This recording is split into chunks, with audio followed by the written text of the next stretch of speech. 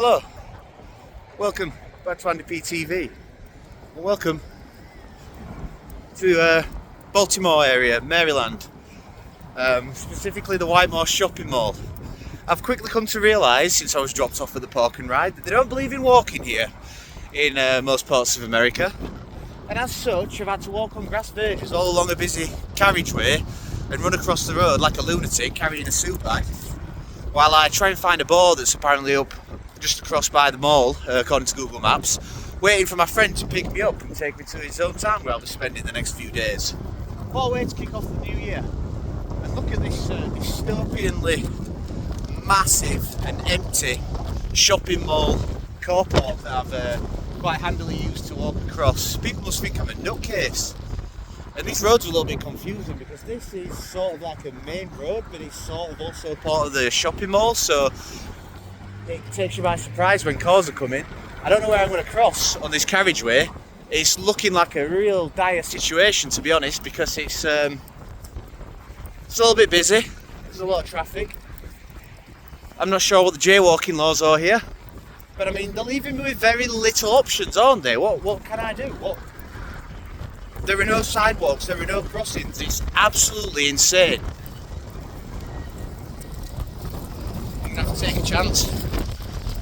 I was lucky to find a spot where there was no traffic, because now there's about another 20 cars behind them. Now it's some kind of car park. Looks like there's a brew pub here, and I'll be heading inside, grab myself a beer. Too much adventure for my liking, that, just trying to get across the road from a park and ride. Shouldn't be that much hassle, should it really? In my opinion. America, build more sidewalks. Sincerely, a rather disgruntled English visitor who is used to using his legs. So right here, there's like a ice skating rink, a few bars to choose from, a few options. Hopefully in here.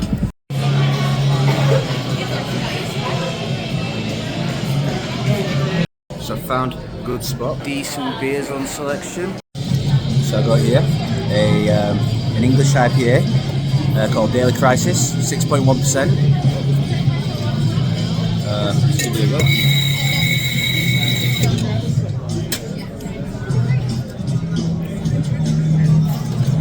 Wow, there's a tasty beer. I don't know if I'll just stick with these or try another one after this, but that's a bloody good beer. So while I believe most places in this sort of mall are actually chains, this is owned by the Whitemore Brewing Company, so it's a small local brewery, and these are all brewed in-house, which is really cool. I've just been to the bathroom, and they have this amazing body scrub that you scoop out with a spoon and wash your hands with that smells like honey and almonds, and it's really great. My friend Greg picked me up from the Red Brick station. We had another beer together. We headed to run a little errand with his car, pull out a couple of nuts from the tyre. Half successful, but he's determined that he needs to replace a few. I got to meet his dad. Anyway, this is Greg. What's going on, guys? We're on our way back to his hometown now. We've just been to the nice suburb where his father lives. Real picturesque small town America, just as you imagine. And now we're back on the road. There's a very interesting story about how me and Greg met, because actually this is the first time meeting in person. We've been online friends for about 5 years now, and I'll let Greg tell the story. A few years ago, 5-6 years ago, I had a few drinks one night, and I thought it'd be real funny to just search for my friends in my own name on Facebook and add strangers that had the same names as us. I found a few people with my name, and my childhood best friend, his name is Andy Patterson. He was the first other name that I searched, and when I searched Andy Patterson, my top result came up. It was a guy who looked to be about my age and worked at the same company I did at the time, XPO Logistics. He had a profile picture with Ari the Rugged Man, who is a rapper that I'm friends with, and shout out Ari, and have had a personal relationship for a long time. I just thought it was a lot of coincidences, and I'm gonna add this guy on Facebook, and we've been good buddies ever since. Something that over the years Greg has hyped up quite substantially. What is that? That's the Maryland crab. Oh yeah. He shows me that it's fantastic. Our specialty.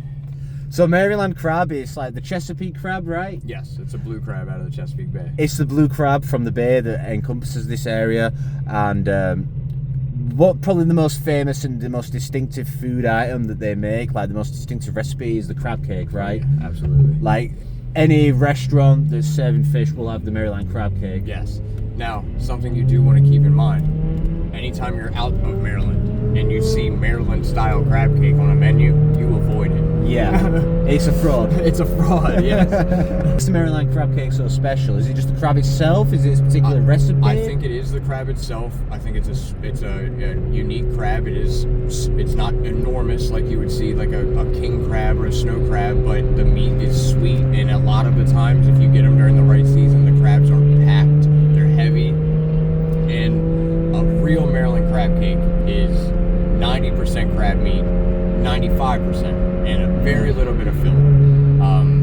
When you order it at a restaurant or something, you might get peppers, things like that. Yeah. There's supposed to be, and maybe one egg, maybe some breadcrumb, and crab meat. Okay. And we're gonna get you a proper one. Nice, and that's in the bucket?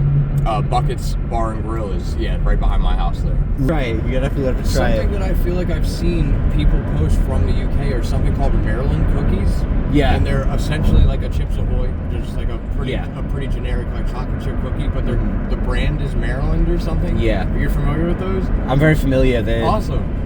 They're like Chips Ahoy. They're like dry, Right. mass produced. Yep. They're not the best. I don't know where he got the name from. If it's actually a name, probably maybe like the inventor's name or something like that. Yeah. I don't think it has anything to do with the state. Yeah. Is it even sold in the US? No, I never heard of them until I saw.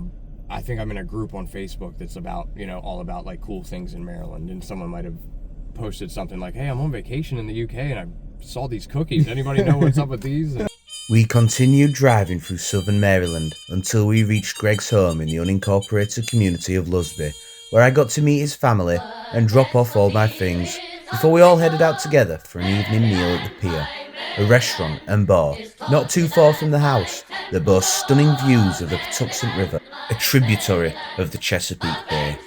It was night time, so I couldn't quite enjoy the view at the time, but my focus was on my first experience with the local food and my first meal after a day of travelling from New York City through to Baltimore by bus.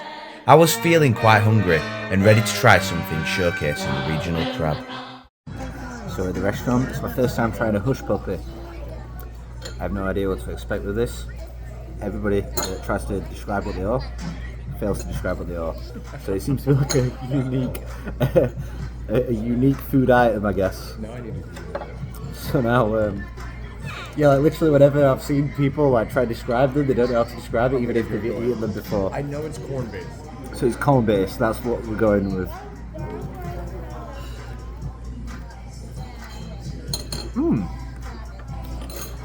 It's a small, savory, deep-fried ball made from cornmeal batter, often served as a side dish with seafood. It reminds me of almost like a kind of like a bhaji, like an onion bhaji. You know these? It's just like an Indian thing. Sounds Indian, okay. It's very similar to like a it's like a bhaji. It's like an Indian bhaji. Butter in there? So I've got the cream of crab here, which is soup made with sherry, right? And some Maryland crab. Very chowder in style, something very similar to like Cullen skink, Scottish soup. Very similar seafood soup, it's quite thick and viscous. Smells good. We've got some nice big chunks of crab in here. Let's give it a go.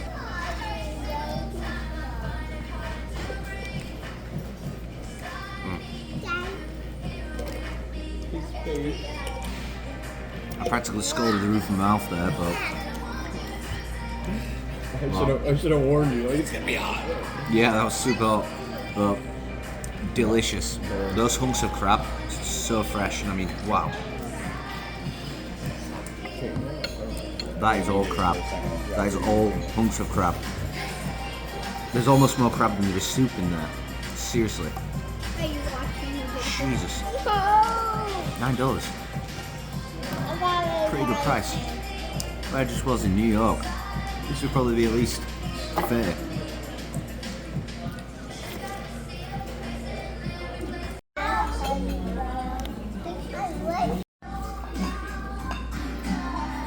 Now shrimp tacos.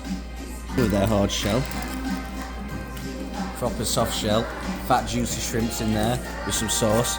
With a bunch of salad. Let's give it a go. I would like it if the shell was warm. However, the shrimps are delicious, plump and juicy, which more than makes up for that.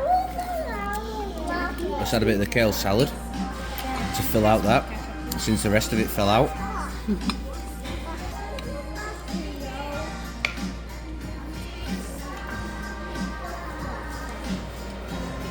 After a good meal and a few beers, I was more than ready for a very good night's sleep. After 6 hours of sleeping in an 8-bed hostel dorm room at the same hostel famous CEO slayer Luigi Mangione stayed in at the Upper West Side Manhattan, I had what felt like the best sleep of my life in a private heated basement on the comfiest queen-size bed around. I woke up refreshed and ready to take on my first day in Maryland, which would begin with what could be the most important, most authentic American experience that travellers to the USA must have at least once. To do so, I had to visit a sacred and timeless institution of this nation. It's a new day here in Maryland, USA, and I'm here to do something all foreigners are probably curious to do in their first visit to small town America, and that's to come to the pillar of American society and culture, Walmart. Obviously, it's a worldwide famous brand. It even owns a lot of international supermarkets. It used to own Asda of the UK, and it's also the biggest employer in the US. See some of the stuff that they sell. I'm not sure if they sell guns at this one, but it might be worth having a look, seeing if they do. I'm a little bit wary going inside with a camera because, well, people are known to often do pranks and to catch a predator stings and stuff, so they're probably like, not this shit again. So I'll try and keep it a little on the down low and not walk right in with a camera and just like sort of film some of the interesting finds. I'm expecting like super-sized jars of peanut butter and shit, so that's the sort of thing that I'm imagining that's gonna like blow my mind when I come inside here. Do they sell guns in this one? No. No? No. Is that just certain states? Yeah. I mean, we do have gun stores in Maryland that you can go in and, maybe get a shotgun or a rifle or something, but no Walmarts, no Bass Pro Shops. Right. See, well, maybe Bass Pro Shop. ever since watching like Bowling for Columbine, that was my Yes. image of America. And there are some Walmarts in the United States. Yeah, Michael Moore completely distorted my image of America as a child. You're totally wrong, though. Right. So one thing I immediately noticed is it's very much similar to just, Asda, where they sell a lot of household supplies, except on a much larger scale. So we've walked like the length of the supermarket so far, and we haven't seen any food. It's just literally household supplies, aisle by aisle. The scale of this place is insane. It will take you a while to take a full walk around the whole area, but we're going to go and have a look at the groceries too. Right now we're just looking for a razor because I very clearly need a shave. So we found razors. They've got all the big brands like Dollar Shave Club, Harry's. $9, that's pretty cool. What would you say is the best brand? Obviously Gillette's a little on the pricier side. Maybe honestly, this or this, I've or heard good things about the Dollar Shave. yeah, I have. That's quite like a well-known brand. 6 blades, damn. Yeah, that's pretty Hold on, good. you need an associate. They don't want too many people jacking them. I'll get her. Cool. It's a pretty cool little living room display right here in the middle of the store. And then through the door in there, they have like an all outdoor store. That's kind of like B&Q in the UK, I guess, but they have it right here in Walmart. Yeah, the scale of this place is absolutely insane. I've gone from the front to the back and I've still not seen groceries. And there's a whole section for a bike shop. There's skateboards, there's a luggage section. This is insane. Yeah, the European mind really can't comprehend. We don't have anything like this. When he described it to me, it was so similar to Asda. Like, yeah, you can buy TVs at Asda, you can buy TVs at Tesco, you can buy clothes. This is literally everything. Camping equipment, blow-up beds, and then you got all your tools out here, like camping tools, all specific, like insane. You don't need to go anywhere else but Walmart. No wonder it's the biggest employer in the United States. They put everyone else out of business. Mental. Freeze-dried foods to take camping. In the camping equipment section. An entire Nerf section. Not even a toy section. It's literally exclusive to Nerf guns. You can get your tyres changed here. Over by this section here. And they sell guns. They really do sell guns. Yeah. Holy God, shit. that's crazy. They actually do sell guns here. This is America. Entire fishing rod section. Right by the guns. So far, we've realised you can get your tyres changed, you can buy everything you need to go camping, you can buy guns, you can kit out your whole house, you can get a bike, there's an entire section for Nerf guns. Really is a one-stop shop. One really wild fact about Walmart is they don't sell alcohol. No alcohol here, right? No alcohol in supermarkets. But they sell guns. Like, that's wild to me. That's really wild to me and to anybody, probably, from outside the United States, who are used to being able to just walk into their supermarkets and grab themselves vodka. But here, no. It's easy to buy a shotgun. America. Yeah, you can get your smaller packs. The whole chips aisle is practically gigantic party size, and it goes on for like, I mean, yeah, look at the scope of just the crisps aisle. And then for the smaller packs, they have like these huge boxes with 18 packs inside them. I guess it's not too dissimilar to the UK in that sense. We do have something like this, but not huge. But 42 bags. Yeah, that's not a thing. In the UK, it's like shopping for the apocalypse. Yeah, it's needed.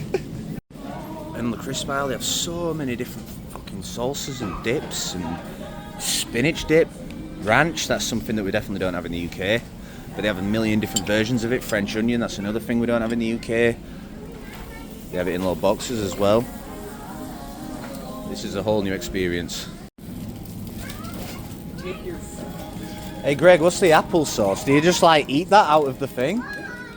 Really? I've heard of it like as a US thing, but we don't have it. What? So is this like you just put it in cups at home? Yes, this would be like your buying in bulk option. Yeah. You pour it into your own bowl or cup. And that's like a pudding?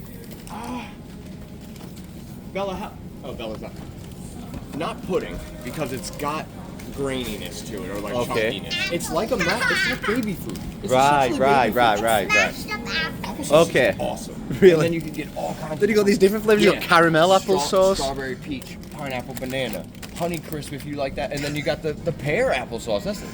They shouldn't even call that applesauce. Oh, That should dude, be you don't know pear how wild it is to me that there's an entire applesauce aisle. Yes. Like, an entire section to it.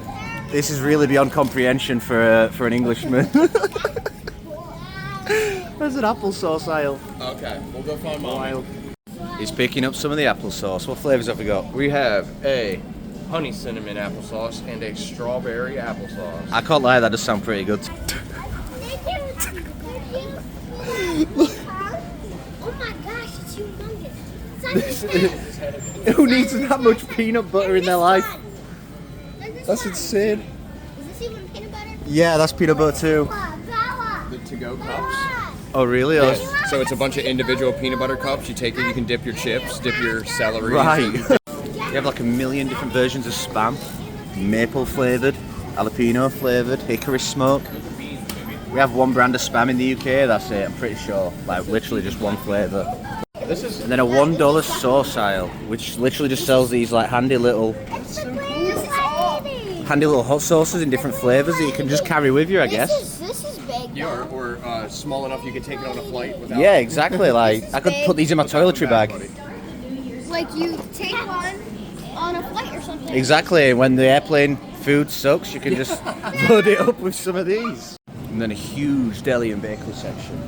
We have something very similar in Morrison's, but definitely not on that scale. And then we're going through the clothing section, and one thing that's definitely unique here to our supermarkets is they also sell branded stuff. So our supermarkets, they have their own clothing brands. Asda has George, Tesco have F&F, Here they're selling Reebok. What else have they got? They've obviously got their own branded stuff here as well, but yeah, I've just seen like a Reebok section somewhere. Pretty sure I saw some other brands, the names escape me. But yeah, that's something that we don't do in the supermarkets in the UK. So Wallmart, the quintessential American experience. What do I think? I mean, it's pretty cool. It's quite daunting in its size, and it's really impressive in just how the most niche interests are represented by entire aisles. You know, the camping aisle that even has freeze-dried foods. You sell guns in there. You can get your tyres changed, your oils changed. And then I only walk out with a razor because, you know, I don't really need much. But yeah, interesting to say the least. That is a diabolical bumper sticker. That is truly diabolical. Why would you put that on your car?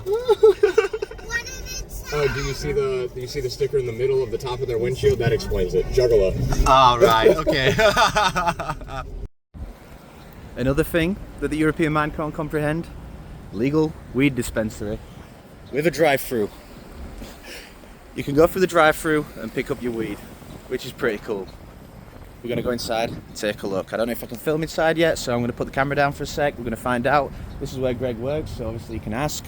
And then, yeah, see if we can take a look.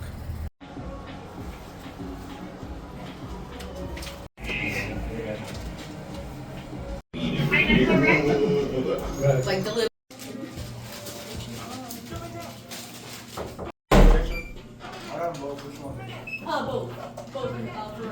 You want to drink something?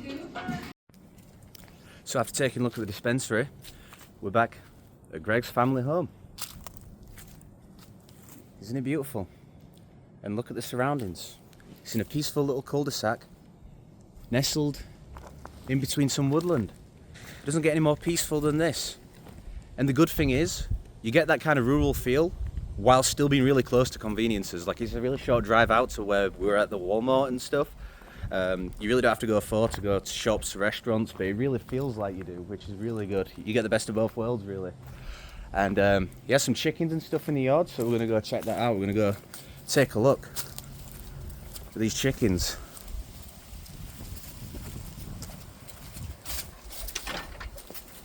Come here.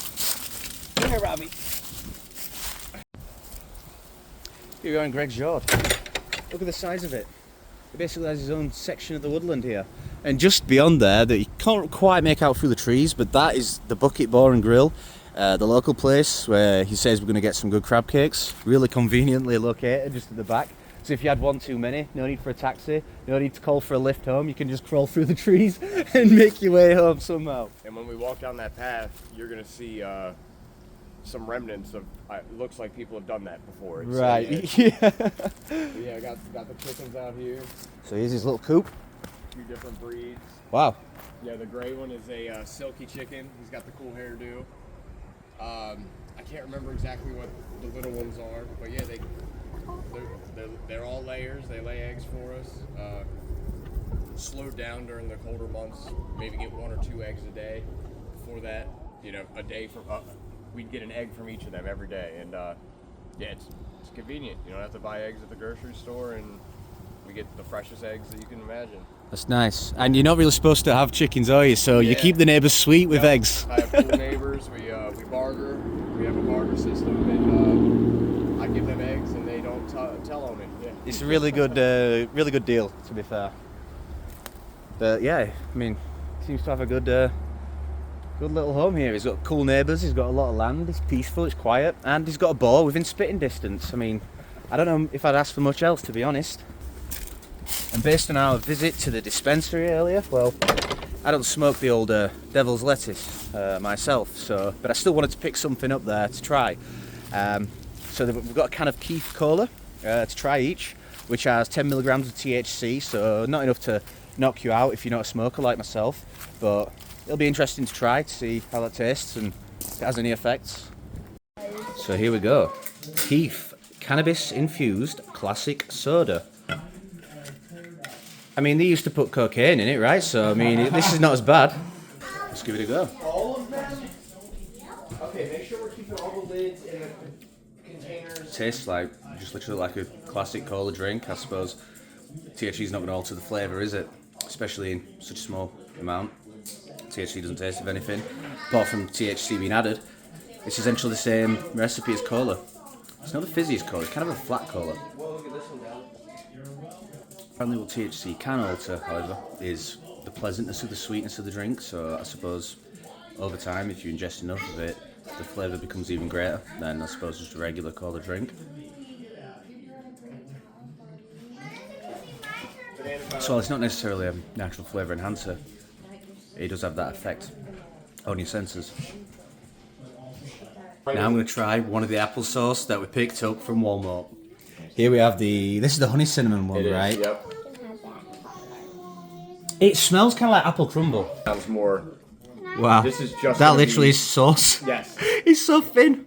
Yeah, baby, you can have one. It's like thin but chunky at the same time. Right. Let's just go for it. I've got a real spoonful here. This is good stuff. I'm glad I got the honey cinnamon. You want one of these? He's missing his hand.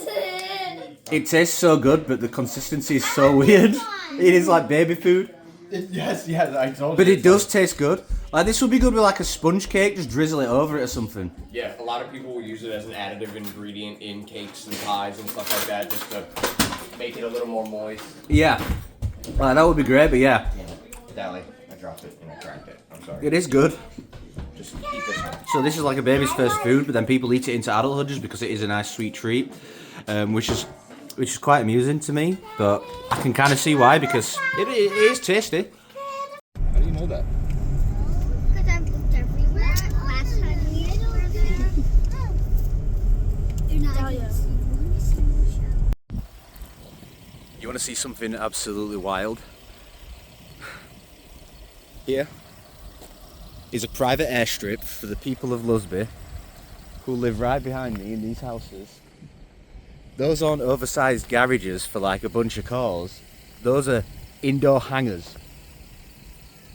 Underneath the house, or at the side of the house where they live, they park their small planes, and just like they have a driveway, they have an airstrip where they can just go out and fly their planes.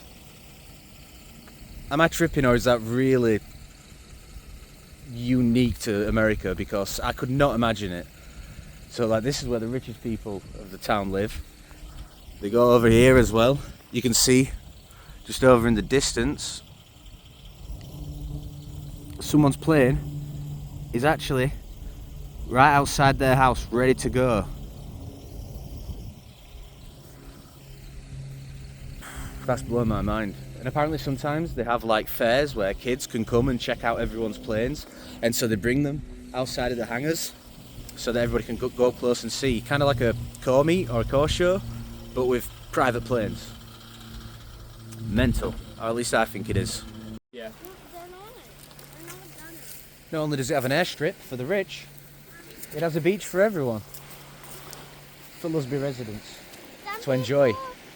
I mean, very few people in America probably even know this beach exists, and it's beautiful.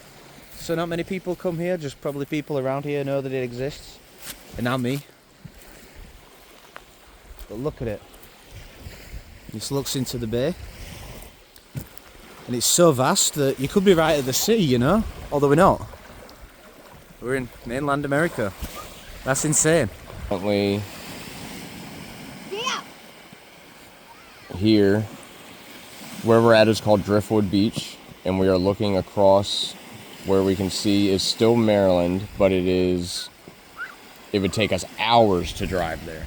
Wow. This is Taylor's Island Wildlife Management over here to our left, and then over to the right here, we're looking at California and the Patuxent River, the Pax River airfield. This is there's a Air Force base over there. Oh, really? Yeah, so sometimes we'll see F-16s take off, jets take off.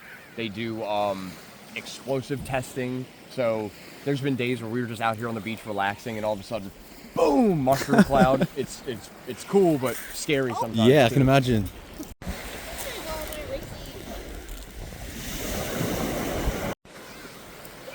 Well, we've experienced this beautiful beach. Now it's time to eat some famous Maryland crab cakes for the first time. Very excited. Yes, but this is the shape. Doesn't have any bottle. Any shape. That doesn't I'm in a grocery store right now, or more of a liquor store. And when we go right out the door, I'm going to show you that this is exactly the same business as Bucky's Bar and Grill. So it's a restaurant, bar, liquor store hybrid, all in one small building. You just come out the opposite door. Really quite strange, but cool and convenient. It's like a one-stop shop, literally. Better than Wallmart, actually, eh? And of course, these guys sell weed paraphernalia too. And now I'm in the bar section, buckets, about to try my very first Maryland crab cake. I asked for it broiled, not fried, because I just wanted to taste it as it should be. Like, that's like the classic way.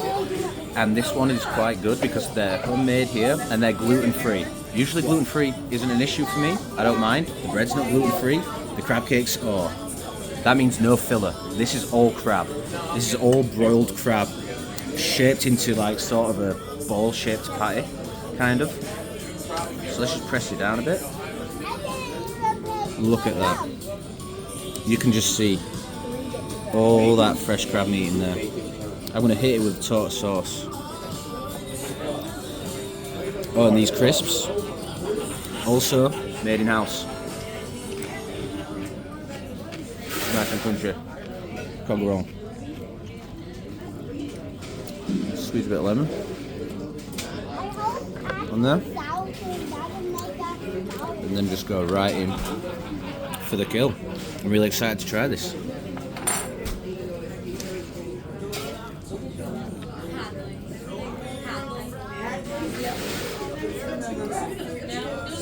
Okay. That's worth the hype.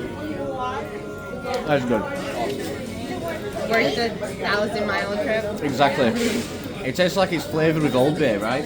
I'm sure there's some in there. I'm getting a lot of Old Bay spice mix in there, which I love. It works so well with seafood. It's very popular here in Maryland for that reason, because it just pairs so well with this crab. The crab is sweet, it's soft, you can tell it's fresh.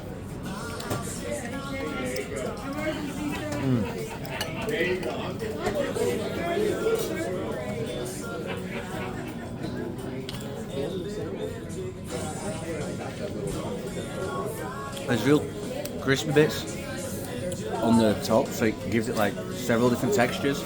You get the soft crab, you get the crunchy outside layer, you get that soft sweet brioche bun that just really works well with it. It's the perfect bread to make a sandwich like this, because it just, the sweetness of both things complement each other. But it isn't overbearing, the sweet.